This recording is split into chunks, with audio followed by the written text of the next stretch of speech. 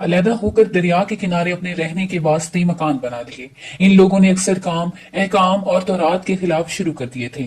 ان امور میں ایک یہ بھی تھا کہ وہ ہفتہ کے دن مچھلی کا شکار نہ کیا کریں اور نہ دنیا کی کوئی خرید و فروخت کریں۔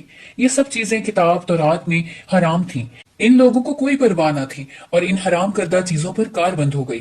جب اس قوم نے اللہ تعالیٰ کی نافرمانی شروع کی تو پھر اس کی آزمائش کے واسطے اللہ تعالیٰ نے دریا کی مچھلیوں کو حکم دیا کہ ہفتہ کے دن دریا سے نکل کر ساحل پر آ کر اپنے کھیل کود میں مشغول رہیں اور باقی دنوں میں دریا میں جاتی رہیں۔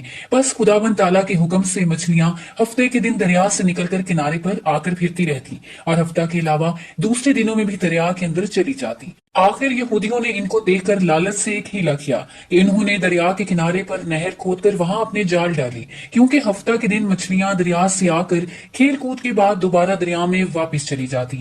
آخر وہ سب ہفتے کے دن نہر میں جال ڈال کر رکھتے اور صبح کو اٹھ کر اتوار والے دن مچھلیوں کو اپنی ضرورت اور آرزو کے مطابق پکڑ کر کھا لیتے۔ انہوں نے اپنی دانش میں ہیلا کیا کہ دریا کے کنارے سے پانی کاٹ لائے کہ مچھلیاں وہاں آ کر رہیں، لیکن ان کا یہ ہیلا بھی کام نہ آیا اور مچھلیاں اتوار سے پہلے وہاں سے نکل کر واپس دریا میں چلی جاتی۔ پھر ان لوگوں سے رہا نہ گیا، وہ ہفتہ کو اپنی نکالی ہوئی نہر کا راستہ ان مچھلیوں کے لیے بند کر دیتی اور اتوار کی صبح اسی نہر سے مچھلیاں پکڑ کر کھا لیتی اور اپنی دانست میں بڑی دانش مندی سے کام لے کر اللہ کو چکھوا دیا۔ لیکن اللہ تو ان کی تدبیروں سے خوب آگاہ تھا کہ وہ جیسا کر رہے تھے وہ اپنے لیے عذاب الہی کو دعوت دے رہے تھے۔ ان لوگوں میں تین فرقے ہو گئے، ایک تو ان میں سے وہ تھے کہ جو شکار کرتے تھے اور دوسرے لوگ وہ تھے کہ جو باز آ گئے تھے، نافرمانیوں سے برابر منع کرتے رہتے تھے، اور تیسرے وہ تھے جو منع کرنے سے تھک گئے اور منع کرنا ہی چھوڑ دیا۔ لیکن وہ بہتر تھے جو برابر منع کرتے اور منع کرنے والوں نے شکار کرنے والوں سے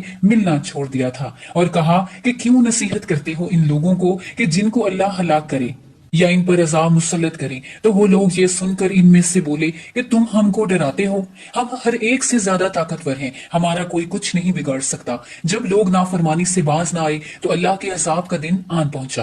ایک دن صبح کو اٹھے تو دوسروں کی آواز سنی تو دیوار پر چڑھ کر دیکھا کہ ہر گھر میں بندر ہی بندر نظر آ رہے ہیں۔ ان کی کیفیت یہ تھی کہ وہ آدمی کو پہچان کر اپنے قرابت والوں کے پاؤں پر اپنا سر رکھتے اور پاؤں چاٹنے لگتے۔ بالآخر وہ اپنے برے حال سے 3 دن میں سب کے سب مر گئے۔ اے مومنو، نافرمانی کے سبب خداوند قدوس کے حکم سے بنی اسرائیل کے چہروں کو مسخ کر دیا گیا، یعنی ان کی شکلیں بندروں جیسی ہو گئیں، اور ہم لوگ چونکہ خاتم النبیین کی امت میں سے ہیں، اسی لیے اس زمانے میں گناہ کے باوجود حضور کریم صلی اللہ علیہ وآلہ وسلم کی دعا کی وجہ سے ہمارے چہرے مسخ نہیں کیے جاتے۔ لیکن یاد رہے کہ قیامت کے دن اس نافرمانی کی سزا ذلت مسخ سے کم نہ ہوگی۔ یا اللہ، تو ہمیں نیکوں کی توفیق عطا فرما اور دین اسلام پر ثابت قدم رکھ اور ہمارے سارے گناہوں کو معاف فرما۔